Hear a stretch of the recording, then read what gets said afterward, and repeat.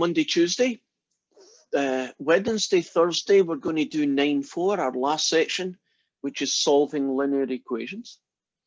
There's still a test to come, and I'm going to do the test on the Monday. And that means Friday we're going to devote to just revision. And we can revise for the test, we can revise for any topics in the final. It's just basically an open-ended revision day. Now, as far as the last test goes, test number 5, I'll only count the best 4. So you do have a little decision that you make. You'll be given attendance for Monday, whether you turn up or not. But if you've already got 4 pretty good grades and you don't think this last one's going to improve it any, you think you're just going to get the same kind of score as the other 4, then you don't need to do it, because I'm only going to use the top 4 anyway, and so your grade won't change. And if you've got a really bad test, or a test you know you could do better on, score-wise, then I would suggest strongly that you do that test to catch up, okay? But that's your decision. You're going to look at it and you're going to say, I keep on getting 84s to 86s. If I do this next one, I'm probably going to get 85. It's not going to make any difference to my grade. I could spend that time getting ready for my final, which you should, because, you know, that's the finals week. So you need to, you know, devote your time the best way you can. Are we cool? Right, so that's the big picture of what's going to happen this week. Okay, let's get started. I'm going to hide this thing here for a few seconds because it's distracting me. I'll bring it back momentarily. We're going to solve a special kind of differential equation called variable separable. And a differential equation is called variable separable if you can write it like this. dy by dx equals a fraction. Not just any old fraction, a fraction where all the x's on the top and all the y stuff is in the bottom, right? It has to have that very specific shape to it, right? dy by dx equals stuff with x's on the top, stuff with y's on the bottom. And can you remember doing u-subs where we do things called crossovers? Remember those kind of things? Mathematically, that's kind of what's happening here. You do a crossover, and then you integrate both sides. And what that allows us to do is that we can integrate this with respect to y, and I'll call that capital G of y, because that's the usual notation for antiderivatives. And we'll find the integral of this, and I'll call it capital F of x, and that's the guy that we have here. And when we're finished, we'll have our solution. It's our general solution, and it's called our general solution because there's a plus c here. So the first question a lot of people ask is why isn't there a plus c over here and another plus c over here? And this is the argument for why we only have one. If you had a plus c here, maybe call it c1, and another one over here, c2, couldn't you just subtract the c1 from both sides and just have a single unknown constant? And so you might as well just call it plus c on one side. So the convention is always give the x's the plus c, and we're good to go. By the way, isn't that plus c just an unknown number like 42? It's a constant, but it's just a number, right? And later on, you're going to find out that we do some weird algebra with that constant, sometimes anyway. Now, what's going to happen is that there are 2 situations that are most common. The first one is that you'll be able to take this and fix it a little bit algebraically. And by that, I mean, you might be able to rewrite it as a y equals function of x when you're finished, right? And if you can, the rule is you should always write your equations in the form y equals a function of x, if you possibly can. Now, in other situations, you're not going to. Can you imagine that's y cubed plus y, and that's a log of x plus c? And in those cases where you cannot separate the y out, right, you just leave it in that form and call it good. So let's talk about the order to do some of these things in. Well, the first step in solving these variable separable differential equations is you need to rewrite it as dy by dx equals f of x over g of y. It'd be nice if all the questions had that done, and some of them do have it done, and that's nice. But if they don't, you have to fix it. And that will involve us doing some weird algebra to make it happen. Then you do the crossover. And if possible, once you've done the integral part, rewrite it as y equals. And that, again, is going to happen more often than you think. Well, let's jump right in and do an example. So this is my example. And we'll do it nice and easy to start with.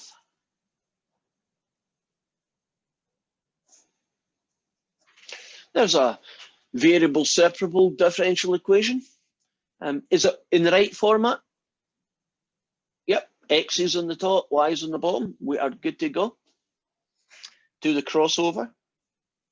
Tend to put the y's on the left and the x's on the right because it looks pretty. If you integrate this guy, you get y squared, power rule, another power rule.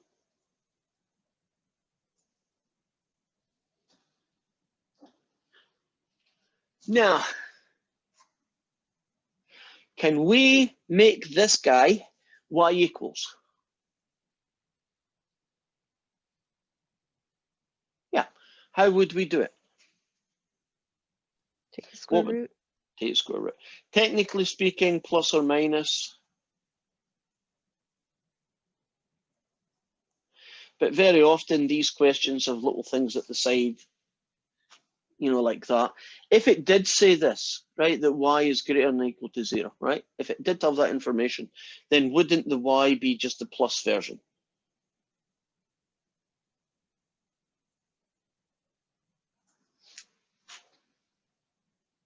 And we have just solved our first differential equation. The solution to this differential equation is any function y written in that format. I'm not going to do it because it'd be really ugly, but can you trust me, if you differentiate that and do that plus that and that, it will look like that eventually. I mean, you probably have to convert everything into x's so you can compare them, but it works. Trust me, it just works. So how about this one as my second version?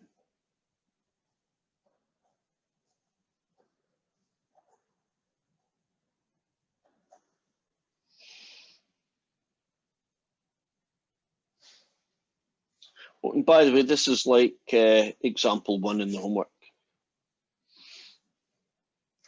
Oh dear. We need a fraction and we ain't got one. And we need a fraction where the x's are on the top and the y's are on the bottom. And I quite like the 4x squared. What I don't like is that guy. So we have to do some weird algebra. We have to find a way of rewriting y cubed to be a fraction on the bottom. Negative exponent. That's the trick. And you're going to find there quite a lot of negative exponent things happening. Now, in this question here, then, we can now go and do the crossover. So that's basically step 1, right? Do you see that step 1 does happen sometimes? And we got this guy. Now, power rule. Add 1 to the power, divide by the new power. Are you all happy about where the plus half come from? In the step before it, where did you get that negative sign? The y cubed becomes a y to the negative 3. Right. Yeah. But when you multiply y to the negative 3 by dy, don't you get y to the negative 3 times dy? Why is it negative y to the negative 3 times dy? I have no idea. Fixed. Did you all catch that deliberate mistake?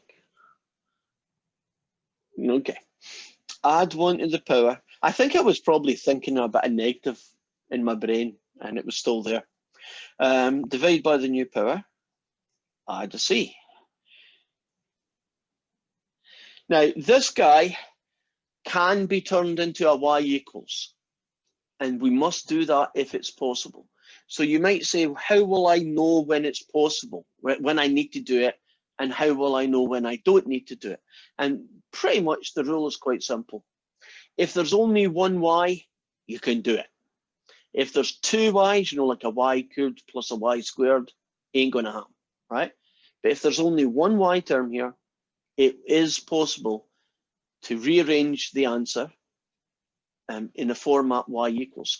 So I want you to think about solving for y, and this is not always going to be easy. This one, for instance, is not pretty, but it is doable.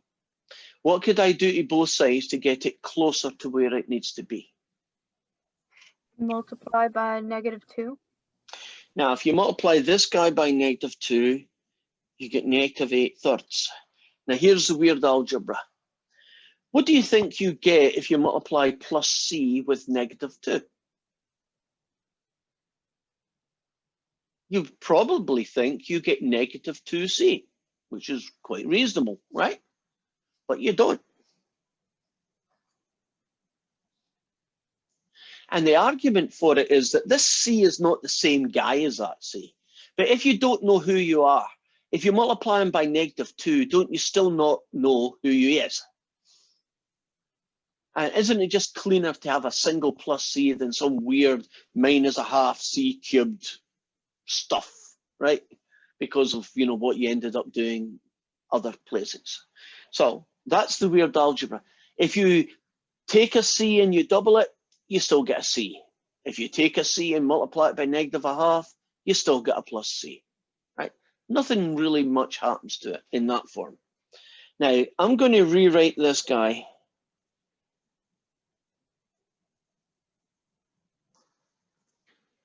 as 1/y². And the reason I'm rewriting them as 1/y² is to give you a clue to how you're going to approach this line to that line. If 1/y² turns into that, what will this turn into? All of that under 1.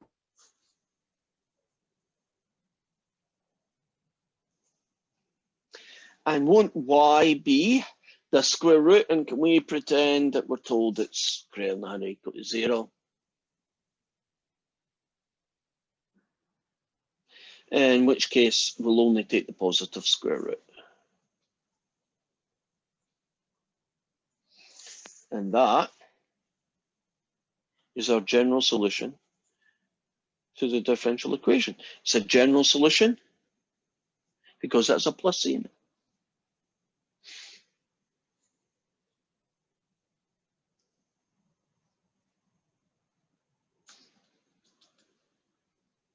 Are you okay with that?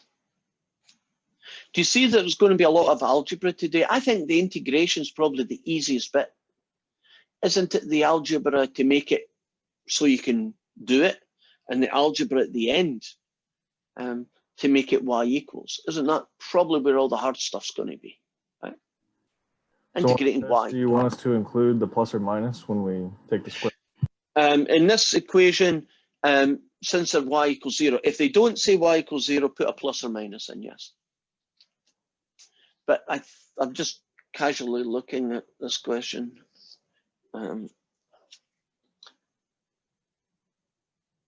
Oh, they just say y isn't equal to 0, which isn't much help. So technically that would be a plus minus. But in my version, it's not. Let's look at some of their questions. This is like question 3 from the homework.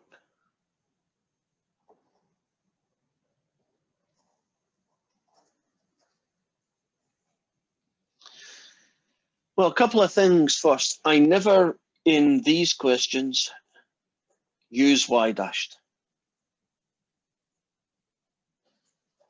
Isn't it much more helpful to use dy by dx notation because of the process? Have you noticed that in the next line, I've also subtracted 9x e to the y to get them separated? But we still have a bit more work to do. Don't we need a fraction? And we ain't got one. I kind of like the 9 and the x, so they can stay put. What's going to happen to the e to the y? E to the negative y. You see that negative power thing kicking in again? Now, in this format, can't we do the crossover?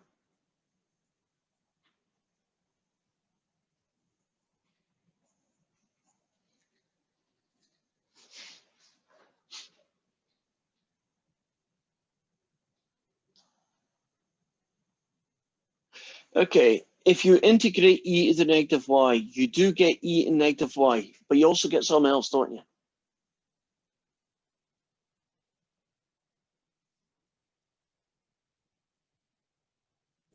Negative Don't you one. get? You get negative 1. Suppose it was e to the negative 2y, wouldn't you get negative 1/2?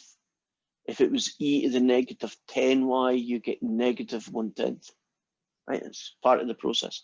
Now, this fella here is just a power rule.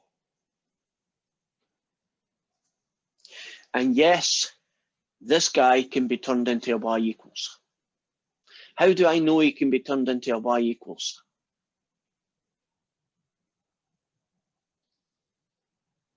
You can There's take only the one natural y. log of Yeah, both they're only sides. one y, and Megan's telling us how to solve it as well, Rest. There's only one y, but she's right, you're going to take natural logs. But not yet.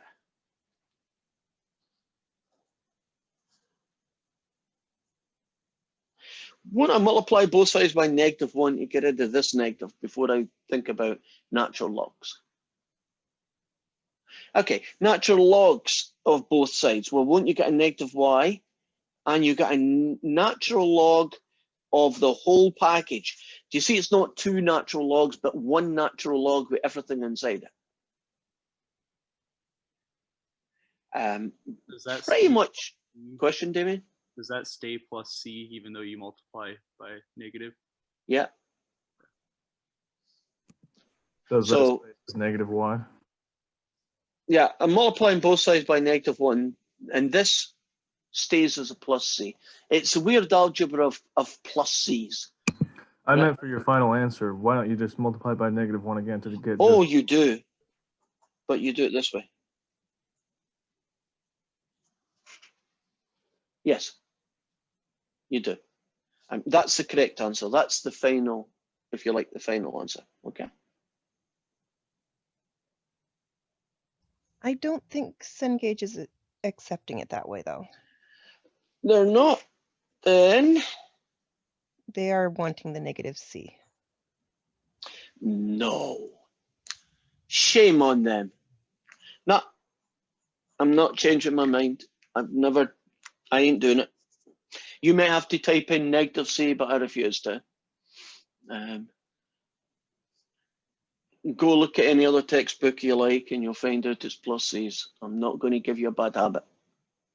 You may have to have a bad habit to get the homework right, but you can't have a bad habit in the big world, right? Little blighters.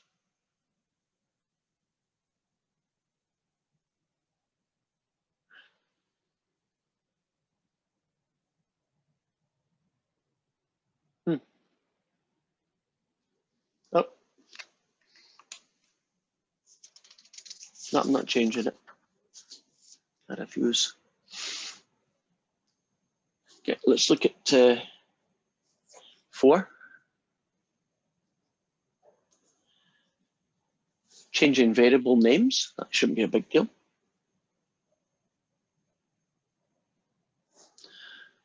I'm only going to take this question part of the way. Let's look at the algebra of getting that into a form that is going to allow us to do the technique. Would you agree that it is a fraction, but there's a problem with the bottom? It's not separated.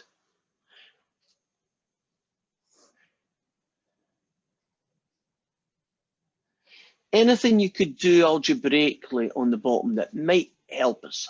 would you factor out the t? You would indeed, t squared. Now, we've had problems earlier today where we had things on the top that needed to go in the bottom. And when that happened, didn't they become negative powers? Even weirder, do you know things in the bottom can be moved to the top? And when you do that, they also become negatives.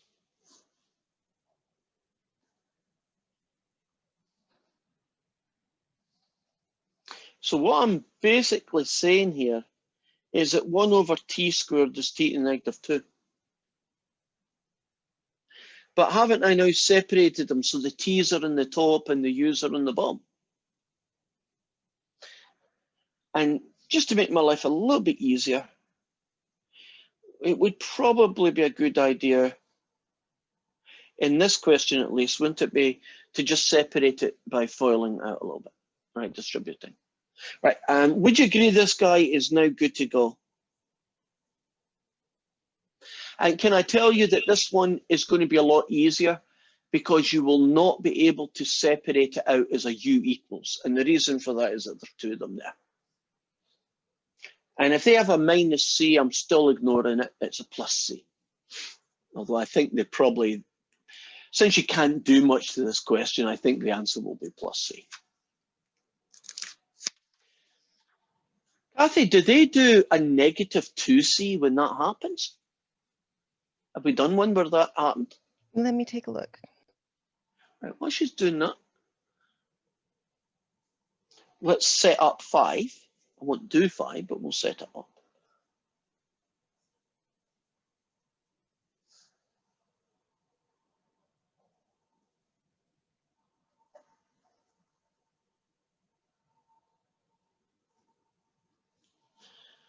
Yeah, they Okay. have a half C on one of the answers.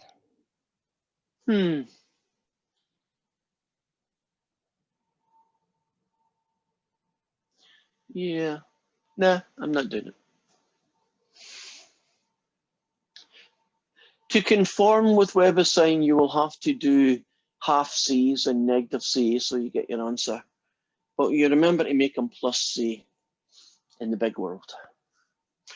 I'm not going to have somebody in the next class saying, what on earth are you doing? What did Mr. Robertson teach you? And I'm saying, I didn't teach them that. WebAssign made them do it. Right, let's do this fella.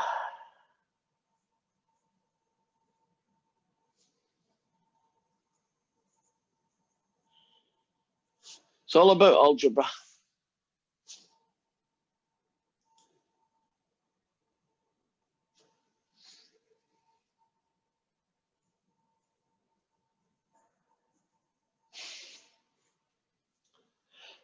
Well, I have to find a different way of writing that that's going to allow me to break this into a fraction.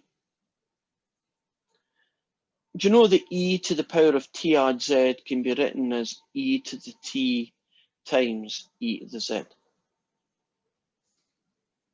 Now, the minute I see that, isn't it going to make this job a lot easier to figure out? Because I want the t's on the top and I want the z in the bottom. Shouldn't it be a negative C? Yes, and I want the z in the bottom. Now I do my crossover.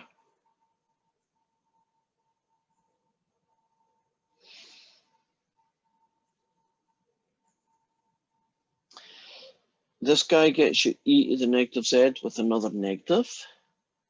This guy gets you negative e to the 3t plus c.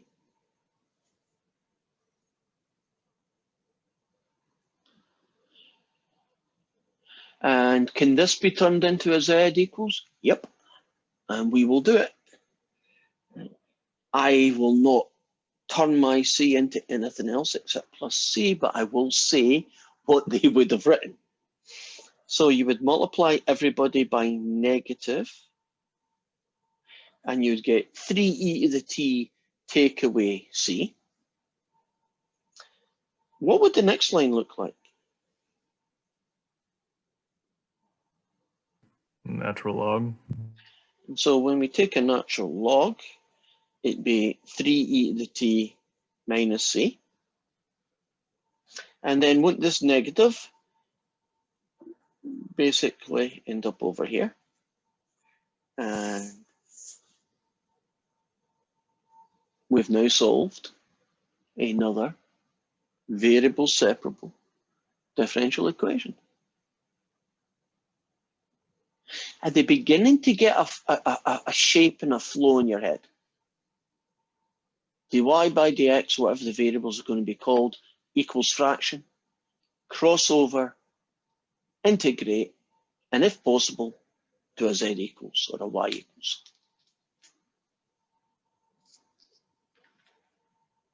In fact, technically, isn't from there to there the only integration we did? Aren't the other 5, 6 lines pure algebra? So heavy on the algebra, light on the integration.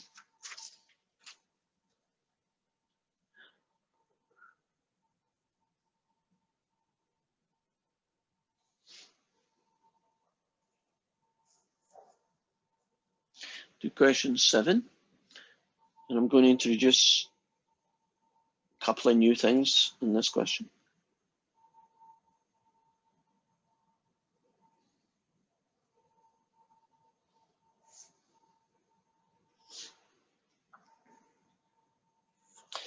We're going to use a boundary condition that u of 0 is -2.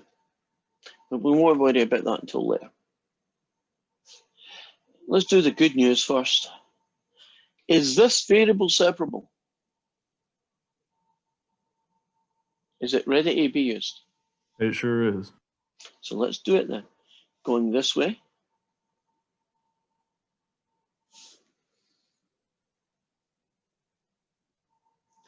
We get that, and going the other way.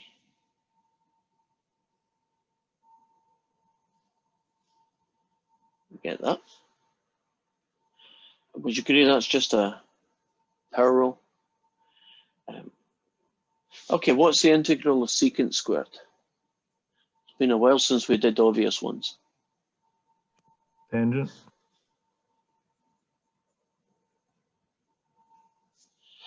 In this case, plus or minus the square root of t squared plus tan t plus c.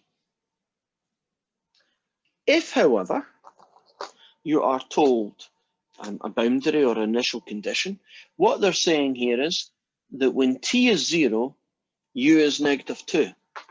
And the only job that this little piece of information does is it allows us to find out what number c is. That's its job. So if you tell me that u is -2, I'm going to put a -2 there. Oh, well, that's going to help me a lot. I have two choices here. Would you agree that the choice that works is the negative one?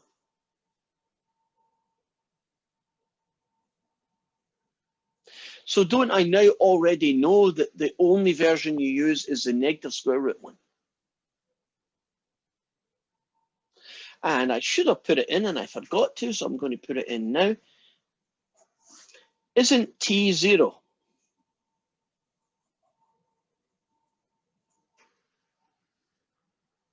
So I have -2 is negative the square root of c.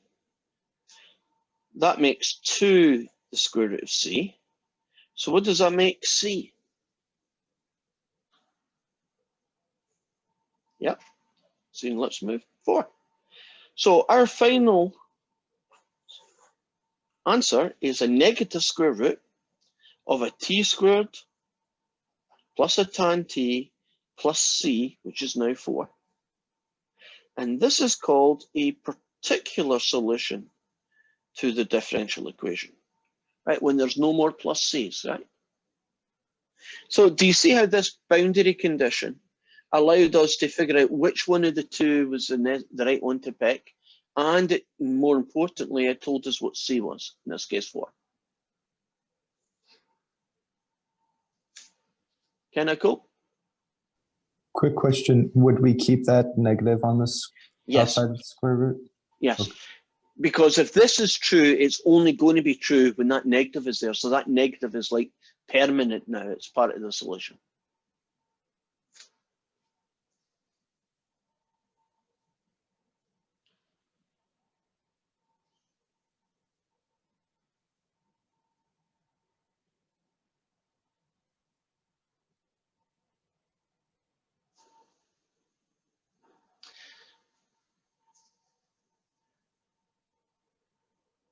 So I guess the two new things that we did here was different variables and boundary conditions.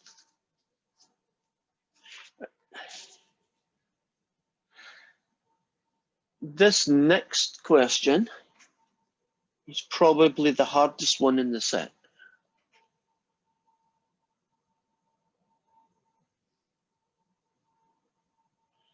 And it's pretty much got everything that could go wrong in it. Well, it's a differential equation, obviously, first order. It's not quite variable separable here, but let's talk about the first problem. K and M are unknown constants.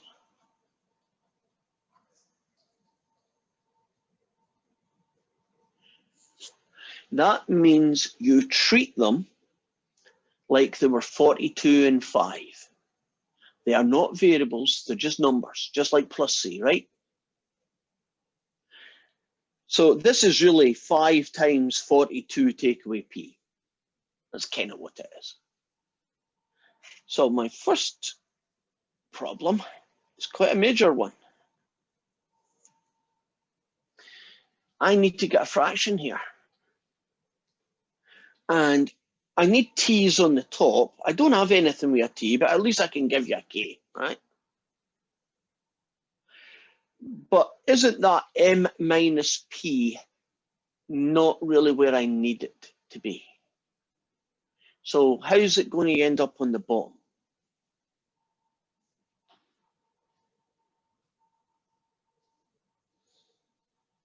Negative exponent on the outside. Now, nothing wrong with that, and I'm going to keep it for a minute, but then later I'm going to change it. When we do the crossover,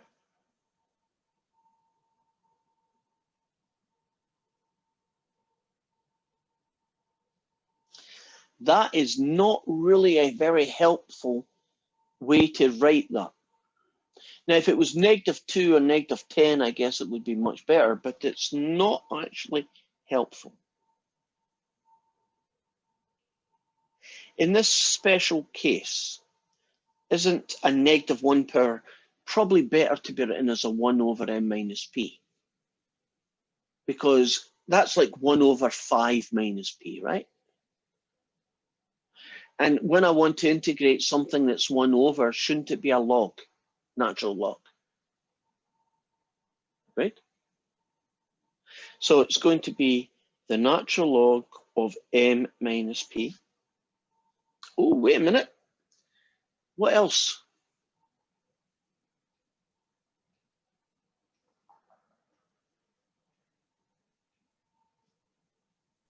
Negative? Yeah. If it was m minus 10p, wouldn't we get -1/10? M minus 2p, it would be -1/2. Remember the linear shortcut? It's that guy. On the other hand, isn't a number like 5 gets you 5t and 2 gets you 2t? So if you integrate k, won't you just get kt? Oh, plus c.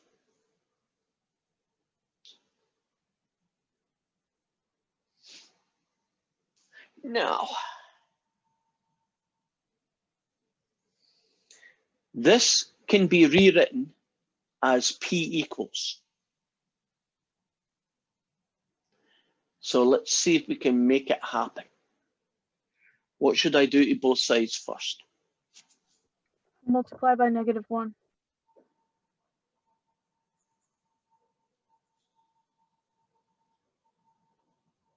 Yeah, I'm doing plus c.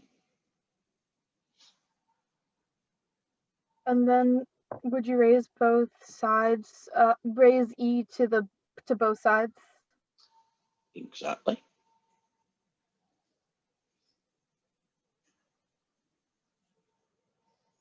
Remember, the goal is to get p on its own. So we're getting, every step gets us nearer to that goal. We've got another couple of lines in it, haven't we? What's next? Subtract m from both sides. And then multiply by -1. and you got the whole package.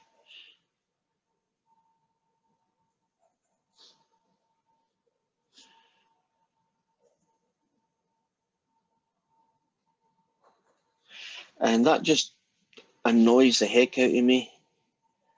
It's not wrong to write that, but doesn't that just look slightly nicer in your brain? In my brain, anyway, it does.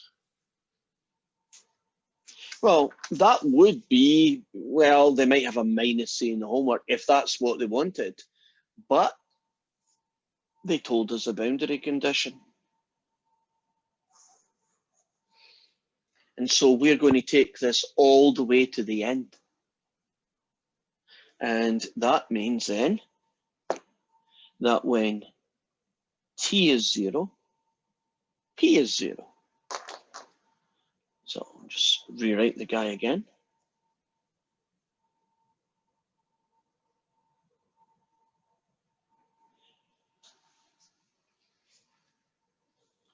So far, so good. Now, p is 0. When t is 0, well, negative's nothing is still nothing, so you get that guy. Looking good? Now, this time isn't the goal to find C. That's what we're trying to do. So, solve for C. What do I do next? Subtract e to the power. And then Oh, I guess natural. you could add it if you want to do that. Is that what you're thinking? Yeah, that works. What do we do next then? So he's adding e to the Natural C. log. Yeah. Now, you would expect C to be 42, but can you imagine that C just happens to be the log of m, because that's what it is, right? So that makes P equals m, take away e to the negative kt plus the natural log of m. And that's 99% right. But it can be made a little bit prettier.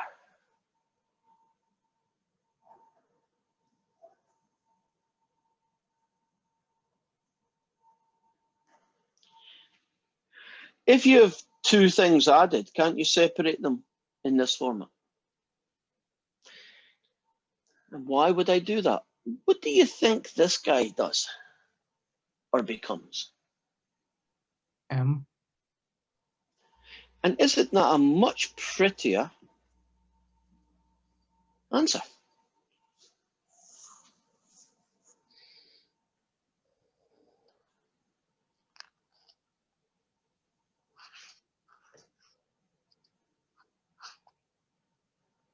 Now, what we've actually done here is solve a population model problem.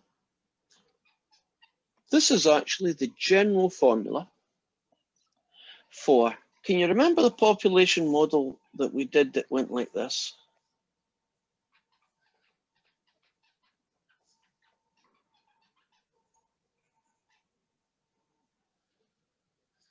Mhm. Remember that? Yeah? Do you remember its name? Not that that's that important. Just its carrying capacity. Oh, that's what that number is. Yeah, that's called the carrying capacity. You know, logistic model. So what we found here is that if the rate of change is directly proportional, that's what the K is, to the difference between the carrying capacity and the population. So the number of new baby rabbits you get is K times the difference between what the island can hold and your population. So you can imagine when you're almost at carrying capacity, won't the increase be tiny? But when you're miles away, right, when you only get a few rabbits this big. And that was it. You can take these models, these differential models, right, population models, and you can do things like plus the number of foxes on the island and have the foxes eat the rabbits. I guess that wouldn't be a plus, that'd be a minus, wouldn't it? Because they'd eat them. right? And you could have that added onto your differential equation. And you can keep adding bits to your differential equation, like,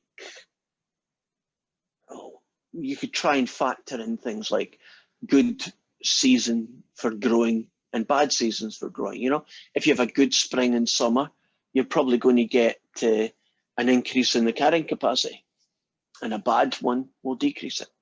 So you can model these quite effectively.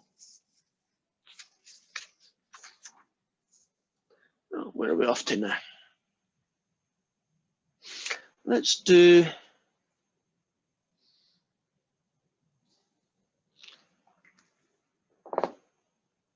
another one of these ones. Question 12. Yep, this will be our last one for today. The L by dt is k L squared, the natural log of t, and they're giving us a boundary condition that looks like that. So basically when t equals 1, L will be 9, but that doesn't come until later.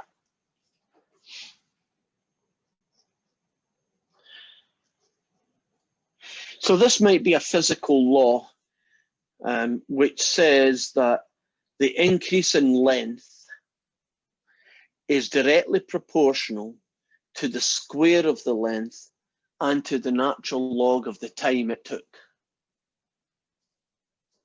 So if you can use the language of the rate of increase and then use direct and inverse proportion, do you know you can set up any variable separable differential equation virtually you could think of. So you can solve almost any of them. Right, in this case here, I need a fraction, right? And k is an arbitrary constant, right? It's just a number. I want the L in the top, so I think it makes sense to give the k to the L, right? So KL squared. You want that the other way around? It will 'Cause- be. Yeah. Let's give it to the L to the -2. It should be. L to the -2, yeah. It would have actually been much easier to do if it had been the way I'd written it. So L to the -2. So when we do the crossover,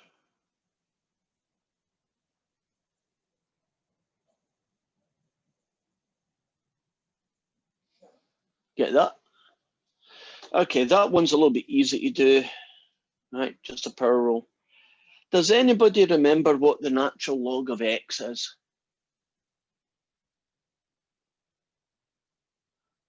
If not, you'd have to do it as an integration by parts and call it 1 times log t. Anybody? Coming up? X minus the natural log of x.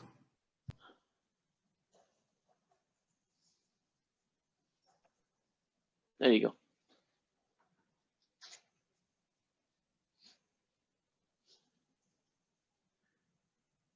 Are we good? Where did the K go? Don't know. Actually, let me rewrite that.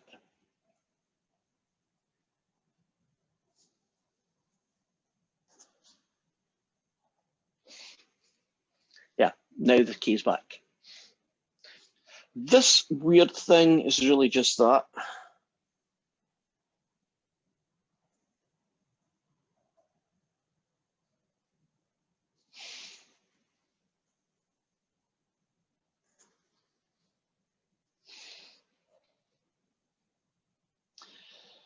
Uh, 1 over L is this fella.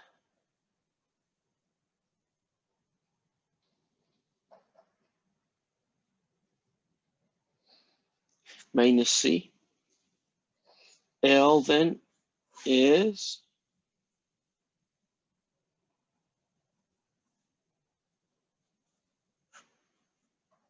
that ugly mess.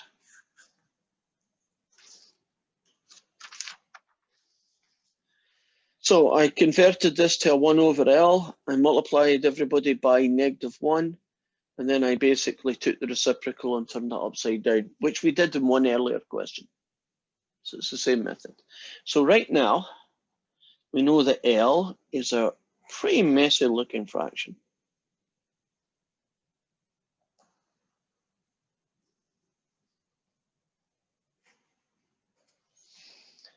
And we know that when t is 1, L is 9, so I'll make that 9. And I get 1 times the log of 1, take away 1, I'd say. The log of 1 is nothing, so that's negative 1. Times negative k gets me k, I'd say. Who are we trying to solve for right now? We're trying to solve for k or trying to solve for c? We're trying to find. Yeah, we're trying to get c. So I got to figure out how to get c. Any suggestions algebraically what to do?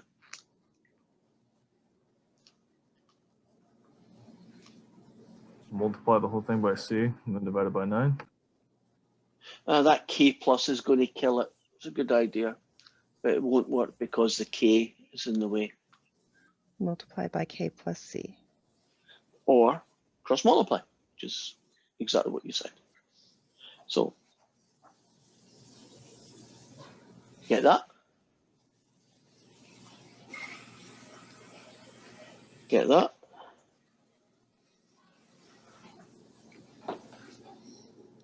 I'm getting some background thingy bob, so there we go.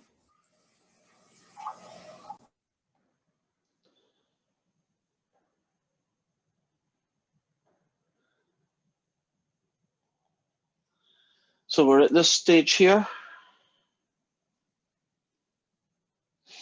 So C is 1/9. Take away K, I guess, right? So our L will be 1 over negative K T times the natural log of T, take away T, plus 1/9 take away K. I don't know. There's nothing nice about this answer. Because we didn't use the negative c in your work, I have a different signed answer. It won't be. So I've screwed up somewhere or you have. It should end up being the same answer. Okay. So let's see if I did something weird here. Right, so if you did negative C here, Yeah, agreed? that would be different. Right, but sign. won't your negative C also be a negative here, in which case it will turn it back into the same guy?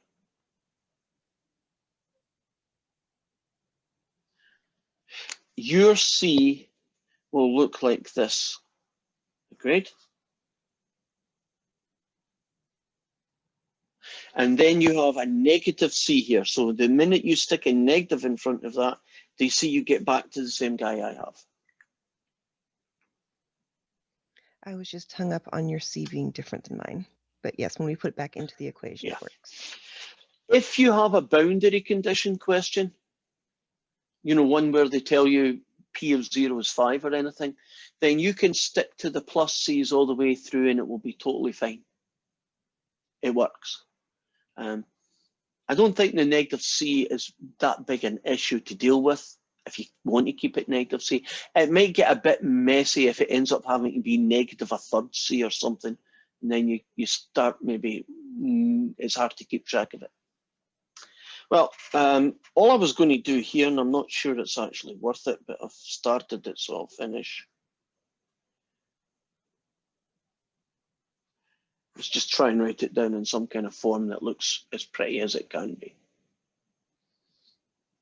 Can you move it up so I can see it? Right up. So have we taken attendance yet? If not, will you all say hi?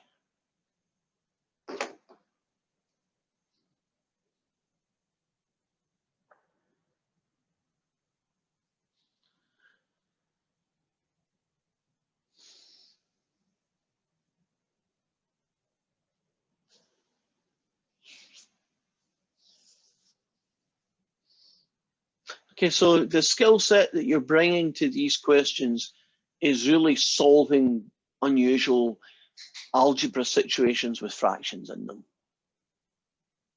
Right? And so there are going to be a lot of I mean, in this question here, the only integration happened there. Everything else was algebra. Solving to make it L equals. Solving to find C using the boundary condition.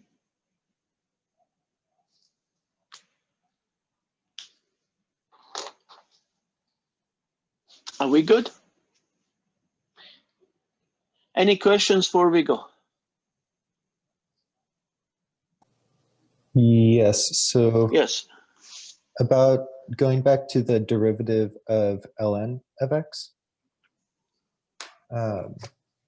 Yes. Did I screw this up?